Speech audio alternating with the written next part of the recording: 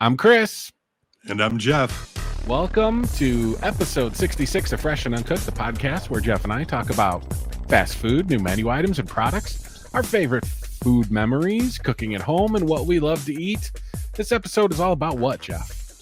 It's all about cooking items that you don't own, but you would love to. But first, we got some food news to get to, including a special Star Wars version of an iconic cookie coming to store shelves. Very large Cheez-Its are now at Taco Bell. Oh, wow. And is there finally a store-bought guacamole that has recreated fresh tableside restaurant guacamole? Get out. No way. Sit back and, of course, grab a snack and enjoy episode 66 of the most appetizing food podcast ever. Fresh and Uncooked. Any news? Is there any news? I have news. Food news. Bad news travels fast.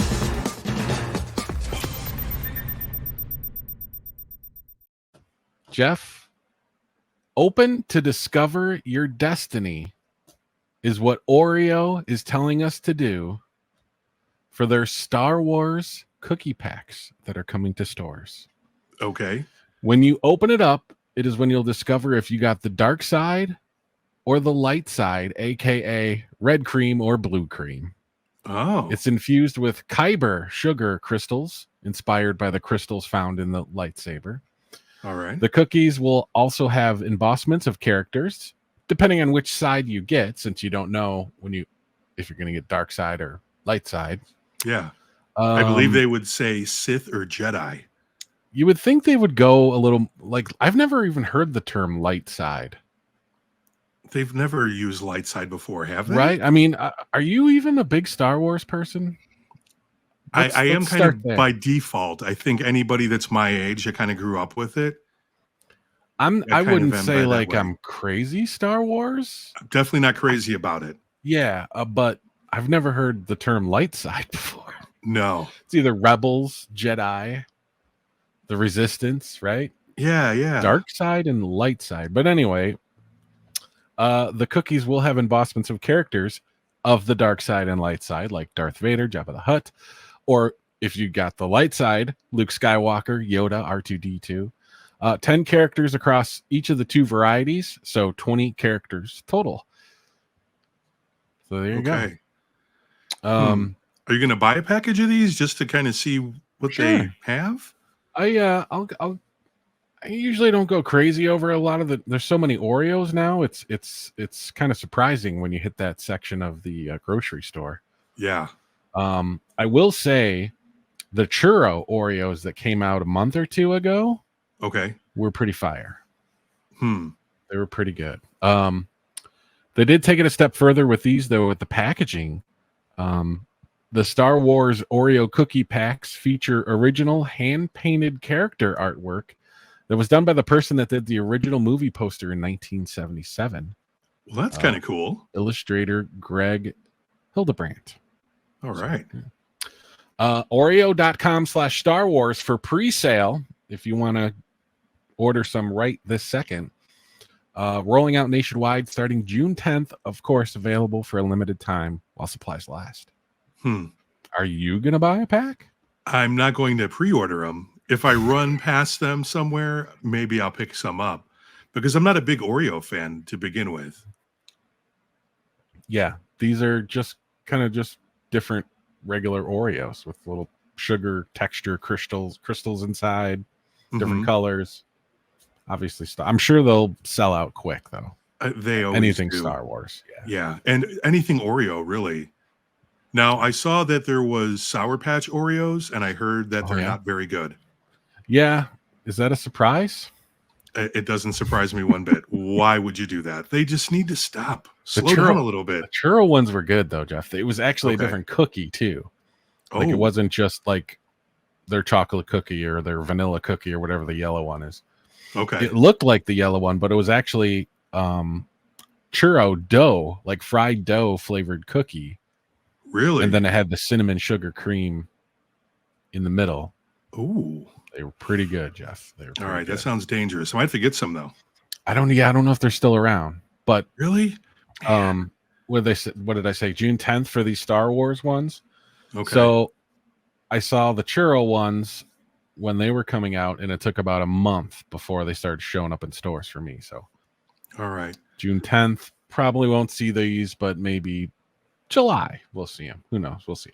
Do you think maybe I could trade someone 2 containers of the Big Mac sauce?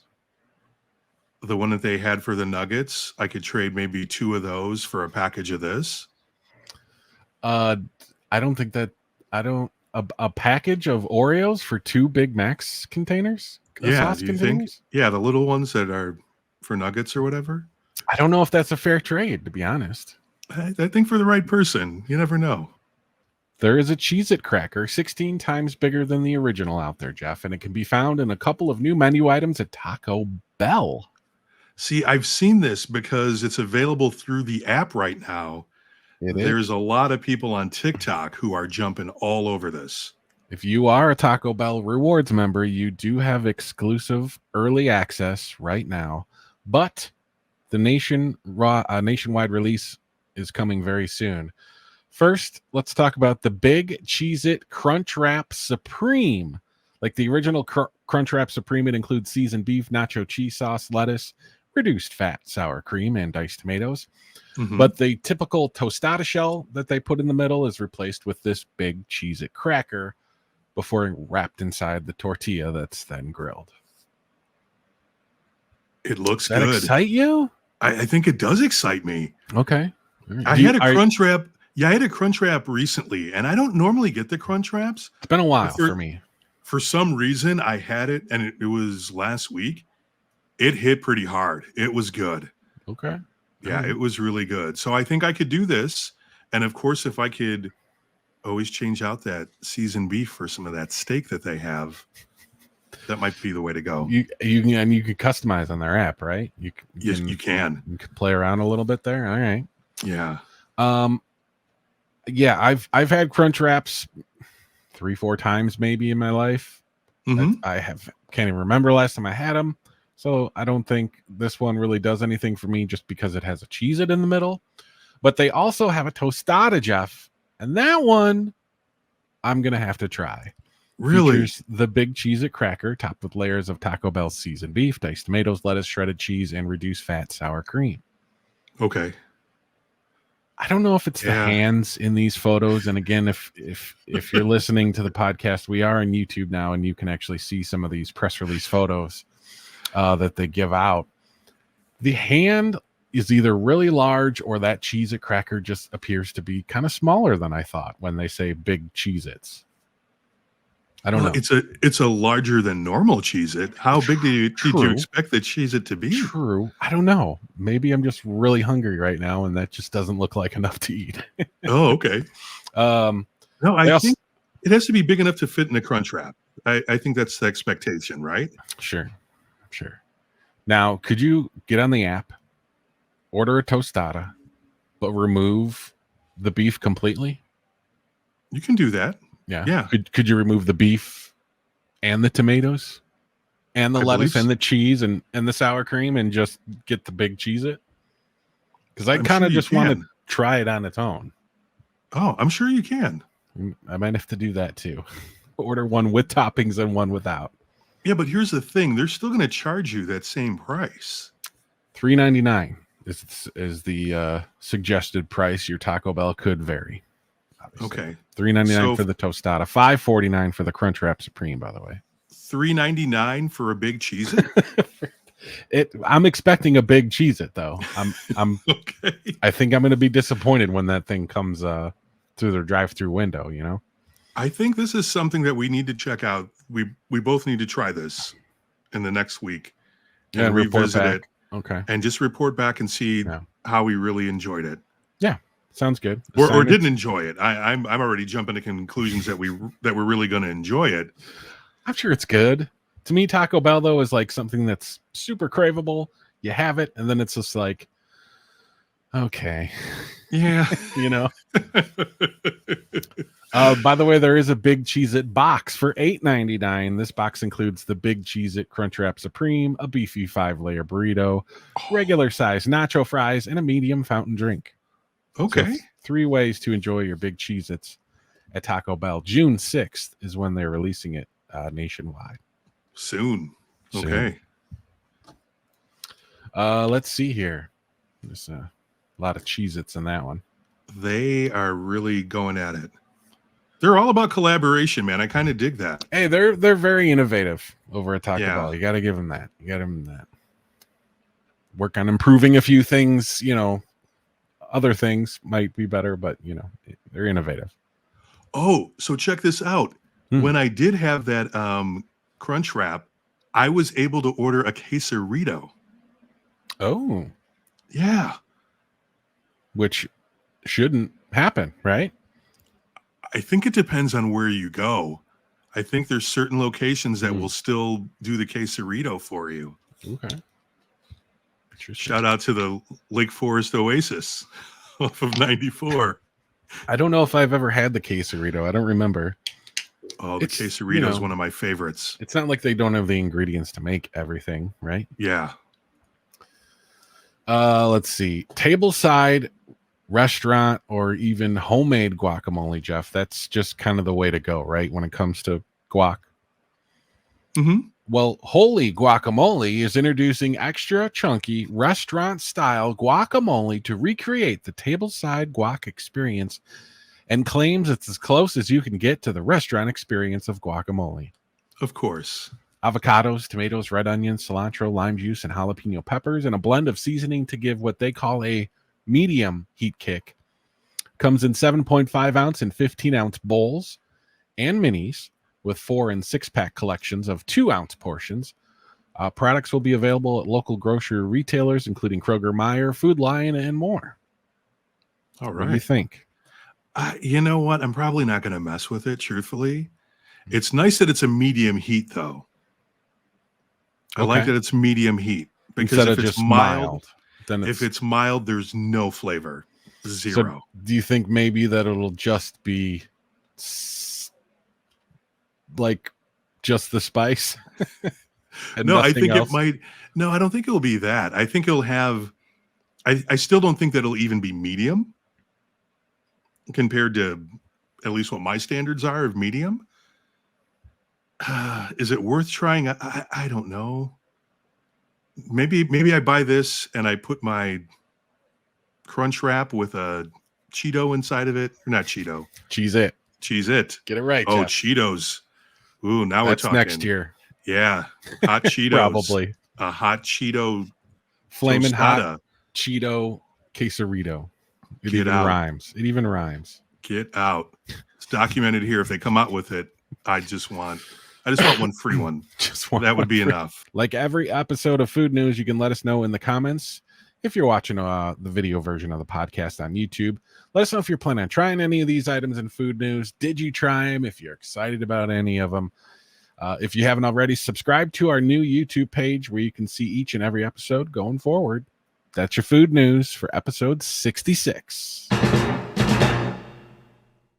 Cooking items that you don't own, but would love to. Mm-hmm. How many are you going to talk about today, Jeff? How many cooking items, kitchen gadgets, appliances, how many cooking related things do you not own that you would love to own? See, would love to own. There's only one well, I'm going to take that back. There's a few, Okay. but it depends. Am I ever going to get these? Mm. One of them, I definitely have to. The others, I can kind of do without because I think you and I both. I think we have a lot of kitchen gadgets, a lot of cooking gadgets. I think we spend money in that area and we kind of get what we want, being that we're adults and that's that's what you do with your money or what have you. But there's not many things that I want or that I can even justify in some cases, and that's the thing. There's one of them I can definitely justify. The other two I can't justify at all. I mean, I can, but I go back and forth with it. I kind of thought of 3. Okay. Different price ranges, sorta. Actually, I looked up one that I thought was like $40. So I have a KitchenAid mixer, right? The big stand mixers that you know. Yes. It's sitting on little tiny piece of the countertop that's next between the stove and the fridge. So it's basically as wide as the KitchenAid mixer, and it basically sits there till it's time to make Christmas cookies every year. I mean, I don't use it a whole lot, right? Okay. But there is one attachment that I would love to have, but again, I don't know how often I would use it. Otherwise, I probably would have bought it by now. And I Yeah. thought it was like $40-$50. It's the pasta attachment Okay. where you can roll the pasta and then you like switch out the thing and then you can make like spaghetti noodles or fettuccine noodles depending on which kit. There's like 10 different versions of this kit now that has just, different pasta cutouts. Yeah. It's $150 for just the roller one, the spaghetti one, and the fettuccine one with all 3 of those. $150 for that. I don't think it's an awful price, but I think what you said makes a lot of sense. You get a kitchen gadget, right? And you use it all the time for maybe a month or 2 straight. Then another gadget comes along and it kind of takes its place. Mm-hmm. It goes You know, back when's in the the last- drawer. Yeah. Yeah. When's the last time you used a Foreman grill? 2001. Well, I But I actually don't. love.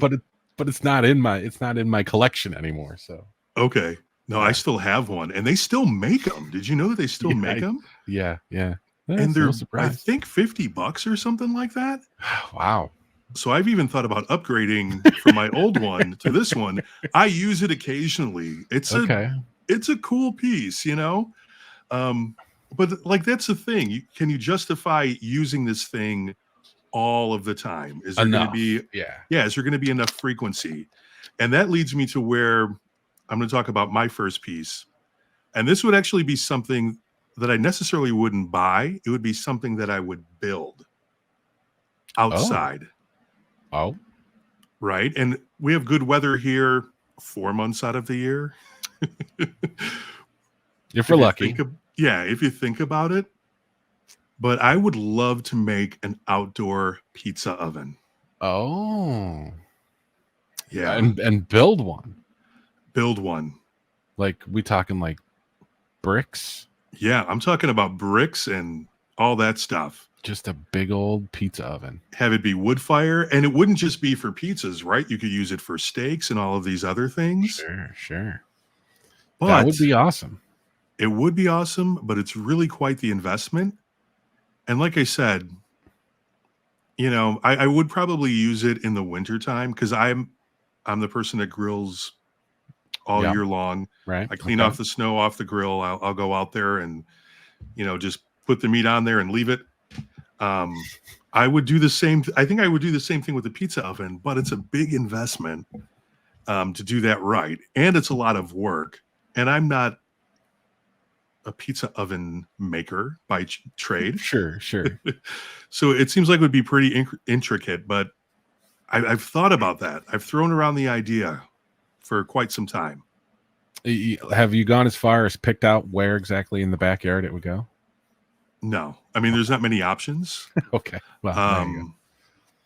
But yeah, I mean, there's a lot that goes into it. They do make like pellet grill, almost like mini, like stainless steel appliance, like pizza ovens. Yeah. And I've seen those, but it's just not the same. No. Oh, of course not. But yeah, I think it's just the whole process in making this and doing the research and then building it and all that other stuff.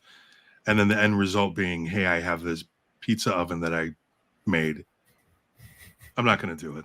I'm not going to do it. But I would love to have an outdoor pizza oven like that. Well, I was thinking of one of those pellet grill or pizza ovens that takes pellets like a pellet grill would. Mm-hmm. I think Ninja makes one. Yeah. They also make something else that kind of popped up on my list of something. I An ice cream maker. Okay. Like an ice cream machine.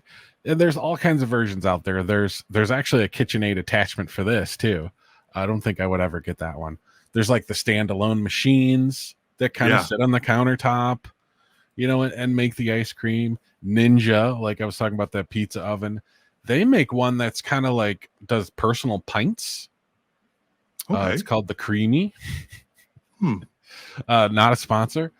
I would probably lean towards that one because you could do like personal pints. It's like $170 though, so it's like that's not bad though. That's not bad for. It's not. I mean, it's nothing insane, but it's like, do I need an ice cream maker? No.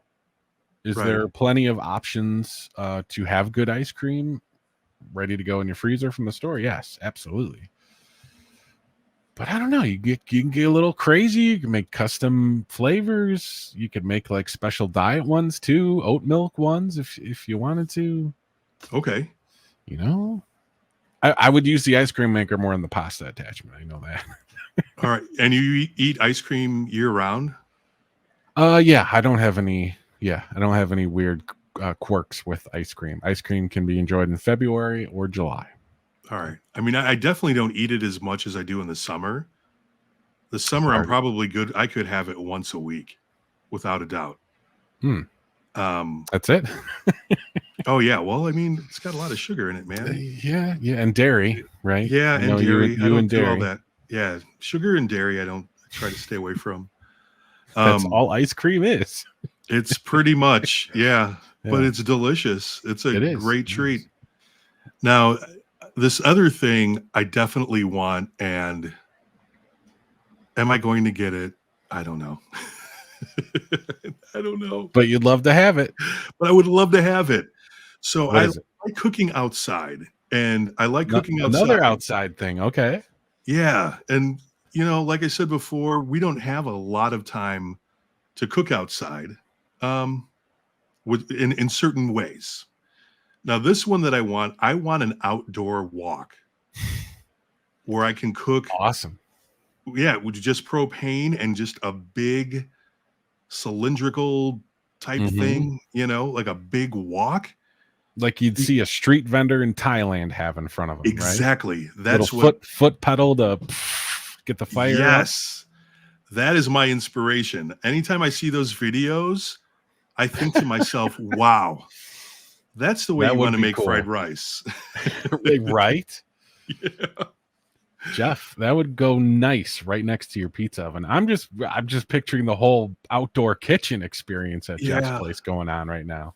We had a family gathering yesterday, and my wife's cousin's husband is doing an outdoor thing, but he has a pellet grill. He's doing, the flat iron, like cast iron Blackstone, maybe not that particular brand or whatever, but something along that. The griddle, I guess. The griddle, yeah, and then smoker. So, and he's calling this like his outdoor kitchen, which to me, I think to myself, all of those things. Pellet grill, smoker, and a griddle. It's a nice start. It's a good start. I guess it is, but I guess me cooking with those particular methods, I'm not real big on them. I don't have a separate smoker. I just use my charcoal grill when I'm doing smoking. I don't have a pellet grill. I use I do charcoal.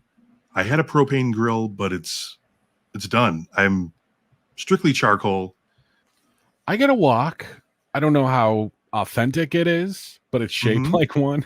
And I have an electric glass top stove. So it definitely doesn't get as hot as a wok should be. Yeah. But whenever I make Chinese food, I use it. Whenever I make fried rice, it'll be the vessel I cook it in. Have you ever put it out on the grill? I don't think so. No. I think you can. Those things are made.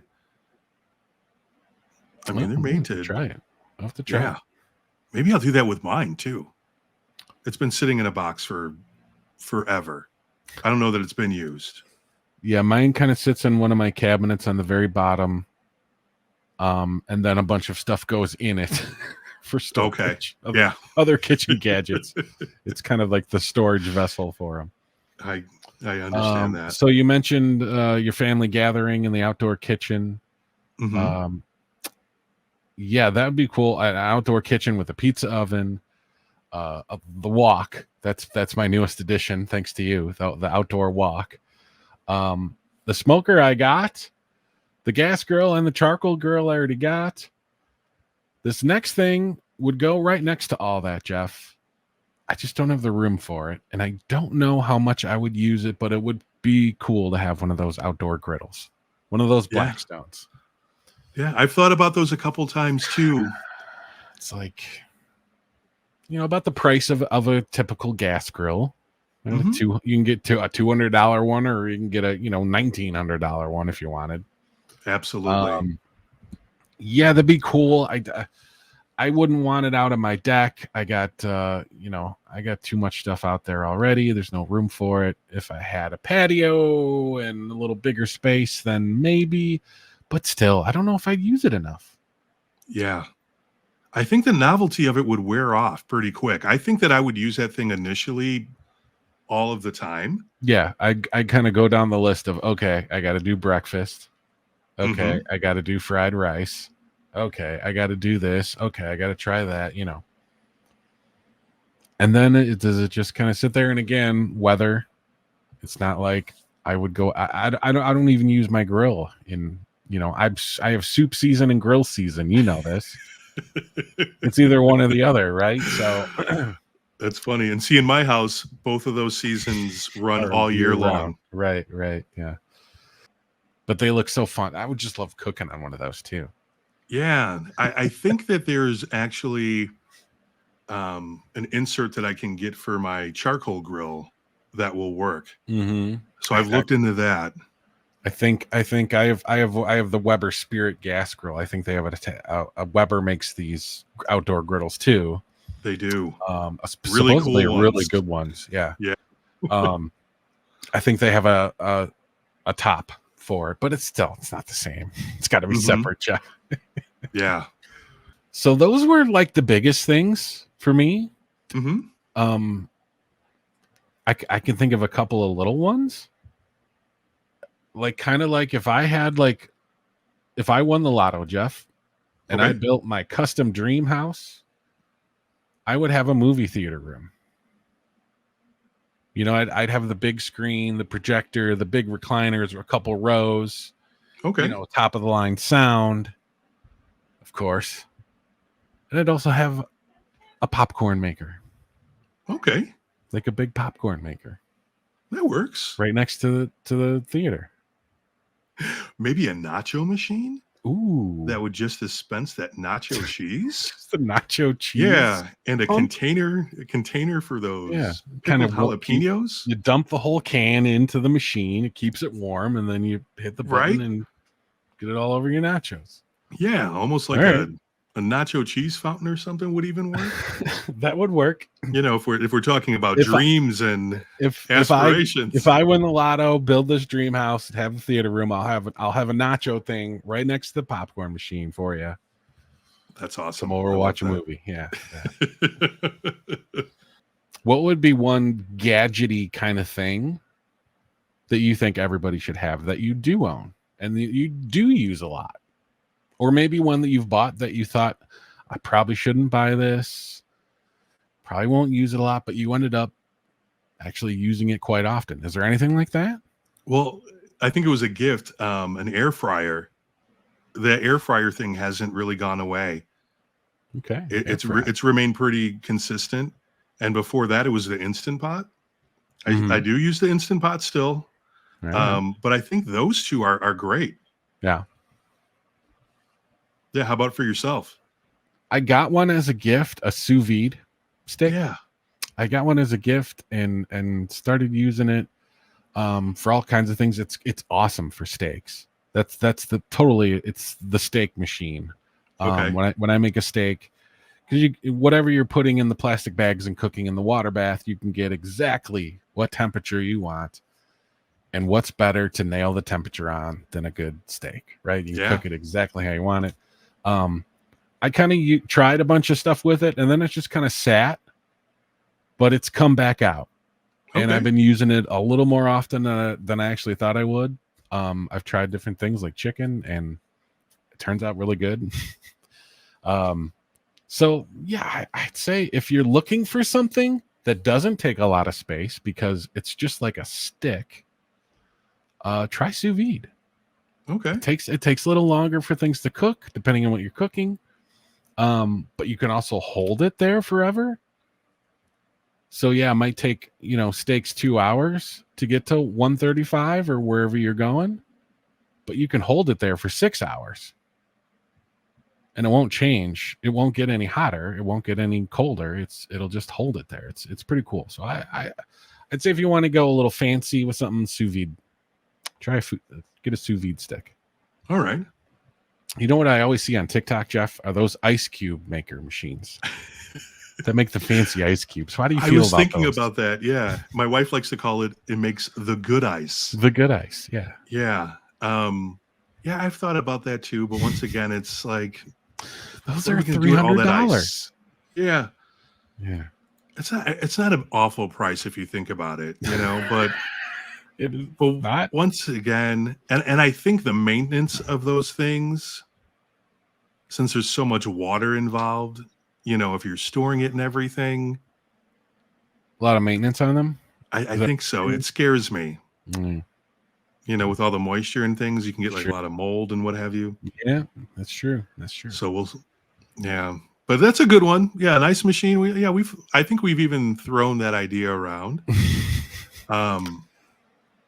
Yeah, because my wife only likes the good ice. It's Yeah, I forget the term of ice that they use for it, but it's the good ice. Yeah, the really good ice. You're telling me it's not good ice? That's not the scientific term that they have for It should be. Yeah, it's more memorable. Thanks for listening to episode 66 of Fresh and Cook. Jeff, where can everyone follow you? Jeff_on-air on all platforms. You can find me on TikTok and YouTube, even Twitter or X, Cooking with Chris_YT. Links to both of us in the show notes. Let us know if there is a kitchen gadget you don't have but you want. Don't think about space. Don't think about money. What would you want to have that you don't? Just let us know in the comments. Jeff, until next week. Enjoy what you eat.